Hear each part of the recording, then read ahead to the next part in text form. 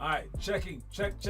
Now you can hear me. I'm so sorry. Anyways, I said that I was making songs for every team, and that thank you, Mello, for checking in. That really helps. If I did the whole show when you couldn't hear me, that would be so stupid. All right, but yes, I want every team to have their own songs.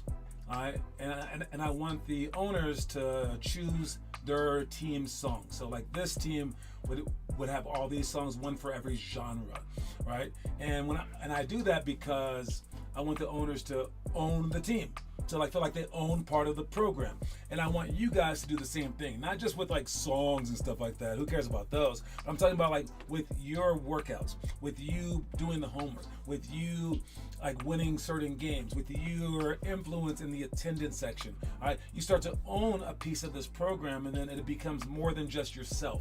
And then you build something, and when you build something, you won't let it fall down. I mean, we have one of our stories of the day. It says, if you build a sandcastle and you put no effort into it, and someone knocks it down, it doesn't really matter. But if you put a ton of effort into that sandcastle and someone comes over and kicks it down, you might want to fight them. But if you build an entire house or a mansion, and you spend like 7 years doing it with your bare hands, okay? Raw, bare hands. Then someone burns it down, whoa, like it's gonna be a freaking issue, right? So the more work that you put into it, the more that you're willing to defend it. And when I see the ball just getting taken from you guys, or I see somebody dive on the ground for a loose ball that you don't get, that's the protection that I'm talking about. All right, it's not like they stole the ball. All right, it's like they stole your child from its crib, and you have to chase after this bad guy. Okay, because the more that you own up to something, the more that you're gonna be willing to fight for it. Whether you think that you can fight for basketball or not, trust me, if you put in more work and you put in more time than everyone else over years upon years upon years, you'll eventually start, just because of human nature, you'll start to you'll be willing to die for this thing. I'm not saying whether that's good or bad. I'm just saying what's going to help you get to the next level. So those are our songs. That's what I had to say about that. And we have our games schedule coming out soon, tonight. I'll let you guys know about that. Last time it came during the show, so whenever it comes, I will send it out to you guys. I'll put it on the website to book. Be sure to book as fast as you can, because I only have 2 teams in this thing, 4th grade and 8th grade. So that's a lot of people for the 8th grade game. All right, so book as fast as you possibly can. All right. Anyways, on to our quote of the day. The quote of the day is, always do your best. All right. Last year when I went over this one, I remember it. I talked about each word in that, how each word is like significant. All right. That's an interesting thing with the English language. I believe it's the English language, maybe some other languages, I'm not sure. But when you put emphasis on different words, it changes the entire meaning of the sentence. All right. And so basically, if I go, always do your best, that means like every single time, right? And if I went like, always do your best, well, that means like, don't worry about someone else's best. Worry about like your best, right?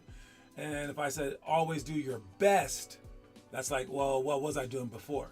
I don't know if I can do always do your best. That one doesn't make sense, but it depends on the emphasis. Now let's go with the emphasis of all 3 of those. Your best. What is like your best? Like what is like the best that you can possibly do? Well, you can define that, but whatever you're able to do, if you can take just one more step, what up, Josias? If you can take just one more step, well, then I guess the previous best wasn't your best. So your best is until, I guess, you pass out. I don't know. It's as hard as you can possibly go. But I would say the effort that you put into it while you're putting in the hours. The effort that you're putting into it while you're putting in the hours, not just putting in the hours. And then always do your best. All right. Yes, your best will actually change over the years, hopefully, and it'll improve. But as a kid, you probably can't like work for so many hours. You probably can't even like bring yourself to even try hard because you're so afraid of like messing up, things like that. And maybe like you just suck at doing certain things, so you have to take it slow. So it just needs to be like your best. Don't get like so overcome with like grief that you can't keep up to someone else. You're doing your best. Now again, I said that I wouldn't talk about do, but just do it as part of it. But I like the first word, the best, always. All right. It's not like when you feel like it. It's not like on Monday, Wednesday, Friday. It's not like, oh well, okay, when coach sees me. It's not. It's always. All right. And I don't have an always attitude. I'll tell you that right now. I can't wait to get it back. Whew, it's tough. It's tough. It's tough. All right. But I've had an always attitude moments in my life. All right. Moments in my life I've had an always attitude.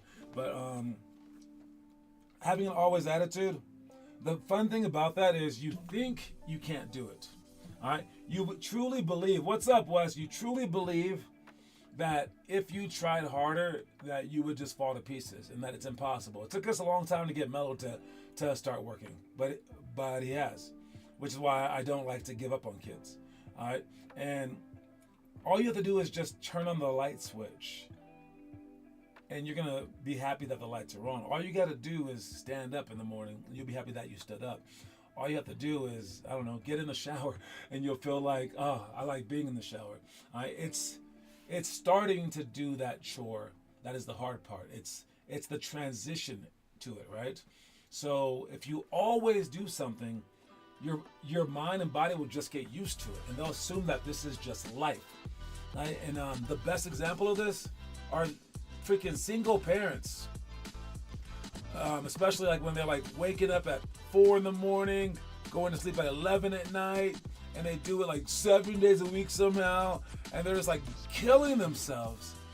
Where if I tried doing that for one day, I would like die. They do it for like 20 freaking years, and they just do it, and they still laugh and have fun. And even you guys at school, go to school for 7 hours. I remember when I started college, and we only had to go to school for like 3 hours a day. It felt like a long time, but then I was like, wait. We just finished doing like 7-8 hours of school for high school and before. This 3-hour thing should be easy. But you start to like back it up. You start to like, start to rest on your laurels. You start to adapt to like a lower quality. If you always do your best, your body will get used to it. All right? Your body will get used to it. Those people in the war-torn countries of like wherever overseas who have to deal with that stuff and going through like shrapnel bombs and everything like that every single day, and they still smile and have fun, you can do your little thing, especially if your little thing is just shooting 500 shots a day. So that's the quote of the day. Always do your best. Let's check out some history, guys. Just a random bit to history. The NBA is rigged. The draft lottery. Oh, this was a scandal back in the day. This particular draft lottery, which one was it? 1985? There's been a few. There was one with like Magic Johnson. There's been others, but this one was with Patrick Ewing. All right. I don't know if you notice it, but the LA Lakers aren't the only team that the NBA wants to win. Obviously, they want the Lakers to win because they have a lot of people in LA to watch the game, so they get more money to pay the players more money and themselves more money because they just get more ratings. It's how it is. If you guys watched every single team, they would play it equally, but they don't. But the other team that is hardly, it's hardly ever mentioned in this category. There's actually a couple. There's Chicago, but and I think that there's like maybe another. But this one is just as big, and it's New York. New York is one of the biggest cities, most popular cities on earth, and the New York Knicks are, if the New York Knicks and the LA Lakers ever went to the championship together, it would be insane, the ratings. Insane. You know, they're talking about the ratings are so low, the ratings are so low. It's like, nah, that would fix it real quick. All right. But in 1985, they got the rights to Patrick Ewing. And a lot of people say that the trick that was used to draw their name out of the hat, they had these big, huge like cards that had every like team's like picture on it or logo on it, and it was and an envelope. They froze. They put it into the freezer the night before or the right before. I'm not sure. So when the guy put his hand in there, he reached for the coldest one. I don't know if this is real or not. That's why it's in our conspiracy section. But it's worth a check out of the videos. You can see all of our NBA, what is it called? The history of basketball videos on our challenge in our challenge section. All right, you can just click on random ones to find out interesting tidbits like that. Because if you don't know the history, then you can't be a part of the future. All right, know the history of the NBA or move to the side. All right, what do you got for the itinerary? itinerary today. All right, for next Friday, we're doing number scissor shots, pick and roll slip, 2-ball dribbles, under the chair dribbles, curl jumper series, 1-on-1 high post flash.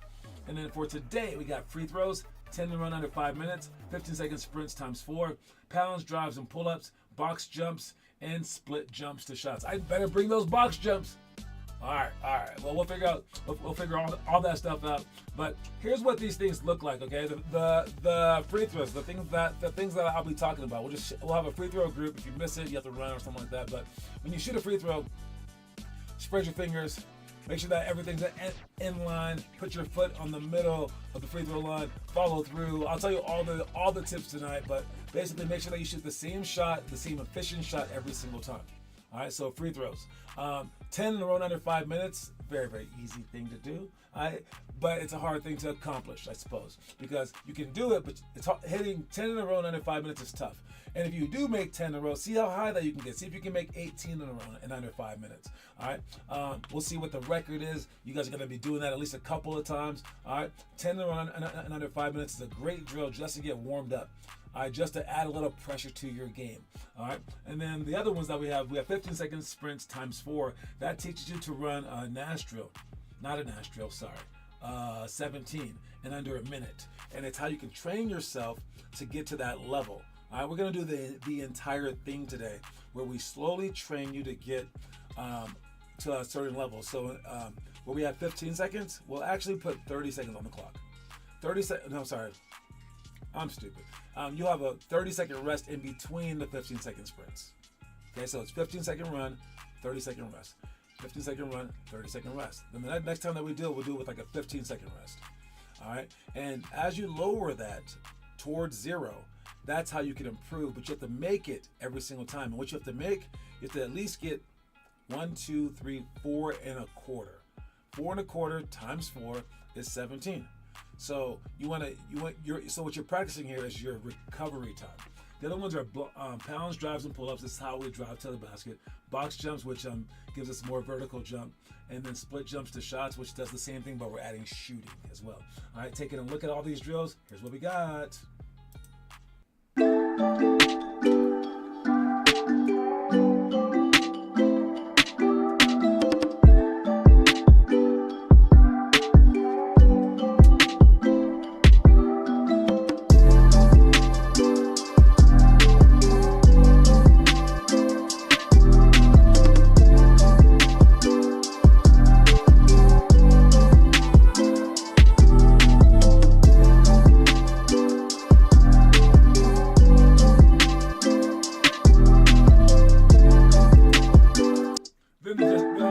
Then it just repeats.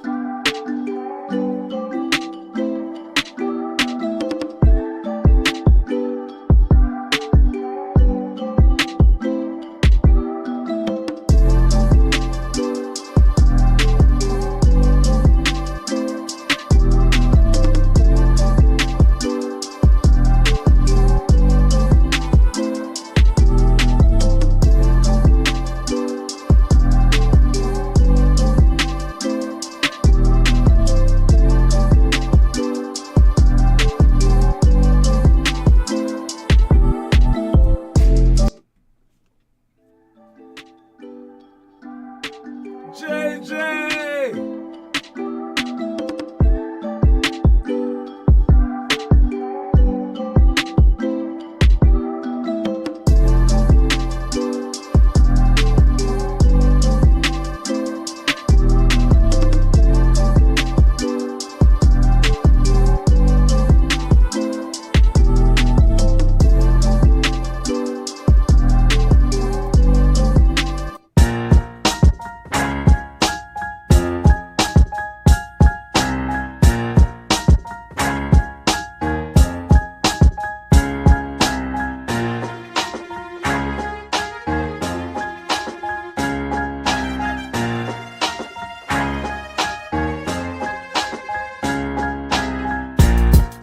Make sure for that last drill that you're still doing the pounds, drives, and pull-ups basically, but you're just doing the pull-up portion of it, meaning you have to leave from that angle. You have to leave from that outstretched attempt to throw the ball past your defender. All these things can help you guys get past your defenders to help you can become better basketball players. So do them. All right. What do we have next? We got our event schedule. Again, I said that I will update it tonight. All right. But eventually we're going to add all this stuff back to the program. Like the team strategy is just going over plays, pick and roll workshop, skill clinics, which I totally miss, the ability and agility combine. These are things still not a part of our program, including the morning boot camps. All right, I think that's about it. Everything else is like basically, and summer camps. So we have 6 extra things to add. All right, and if you feel like this is way too much already, dude, we haven't even scratched the surface. Okay, but the things that we're doing tonight, we are in Thornton Middle School and Vista Peak Exploratory. All right, and then on Friday we are at Muratchek in Thornton Middle School. And we have games this week, and apparently next Monday we don't have anything. Oh, because that's President's Day. Do we still have presidents? Is that still a thing, dude? Man, when are we gonna stop? All right. Today we're talking about, I believe, referees. And JJ has something to say about referees. What do you have to say, JJ? Leave the refs alone. As a kid, even just my whole basketball career, I went over the refs respectfully. In the heat of the moment, I've gotten texts. And it doesn't help. Not only will life always seem unfair, that unfairness has the capacity to make us stronger with each passing round. But in regard to the referees being unfair, arguing with them instead of dealing with it and moving on often leads to the ref becoming hostile and biased. It's best for your team to handle it, and best for your life to become mentally stronger as a result. As a man, as you grow older, you know that the refs are a part of the game. They're not perfect. They're humans just like us. Teammates argue with each other. Coaches and players argue. So the ref will probably have something to argue with you about as well. But he's in charge of everything. So just leave him alone. If he makes a bad call, you don't agree with it, it's just good call, ref, or don't say nothing, and next play. All right. So I definitely think that is correct. I love what he said, a few different things that he said. I like how he said teammates argue, coaches argue, so the refs are going to argue too. I mean, like, it's true. Like, we're all just human beings. And then the other one, the main piece was, whatever you think, they're in charge, so who cares? It's just like swallowing your pride. For me, it's always been about winning. Okay? I really do think some people don't want to win, and then they get kicked out of games, or they argue with the ref because they don't want to win. And you're thinking, well, of course, no, of course they want to win, right? But I mean, imagine, I don't know, if you wanted money, okay? You wanted more money, and you wanted it so badly that you started to get frustrated with the money, so you burnt it all. That can happen. You can be so frustrated, but you're just losing money. The thing that you wanted. All right? You can't destroy what you have. You have to be able to think more than just this moment.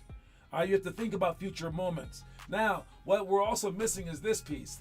They are a part of the game. They're a part of the game. You can't take them away from the game.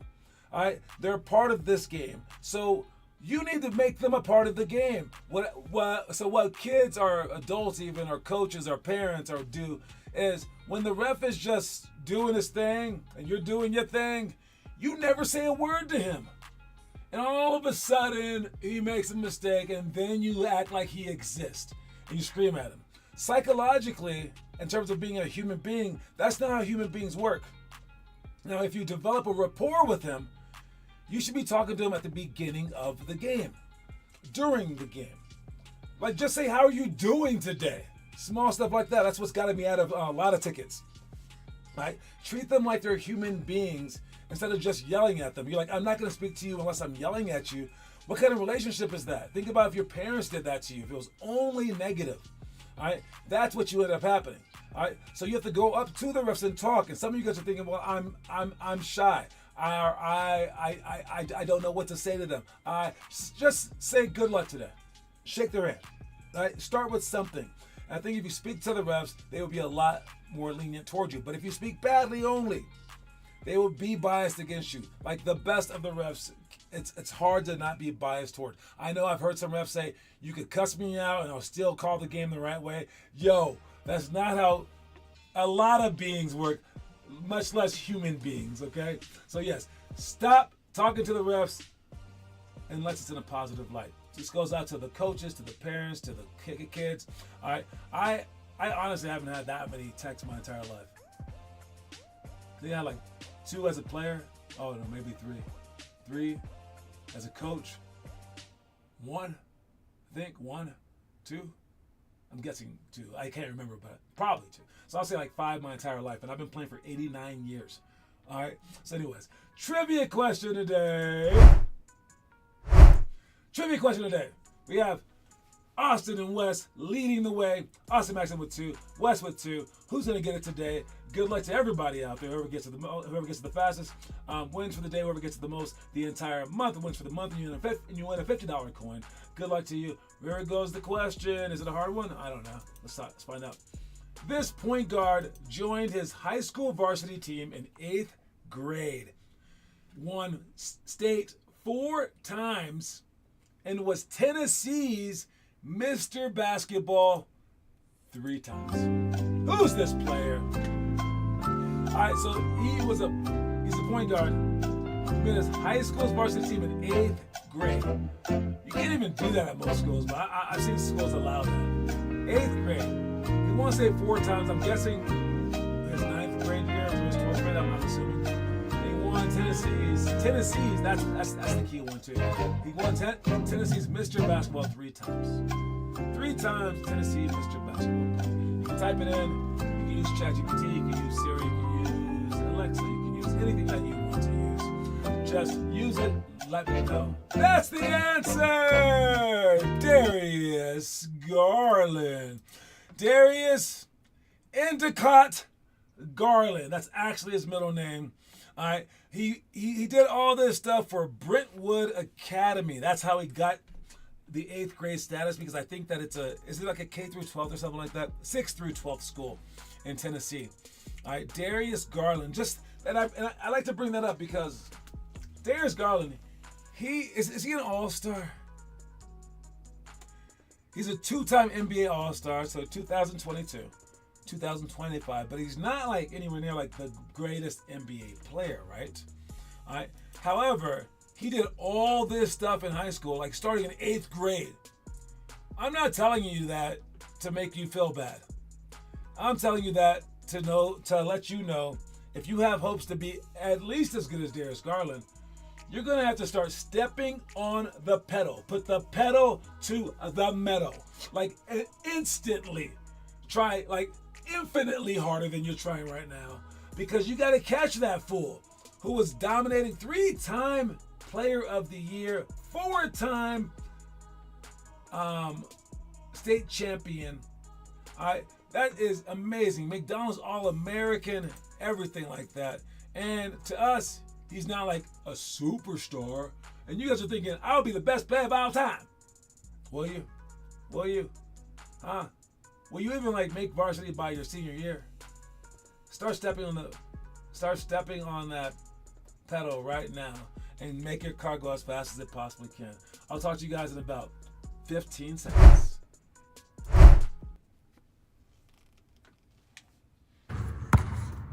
Water break!